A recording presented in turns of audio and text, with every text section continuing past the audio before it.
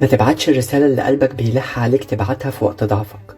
ما تبعتهاش، عشان غالبا رد الفعل والنتيجة هتوجعك.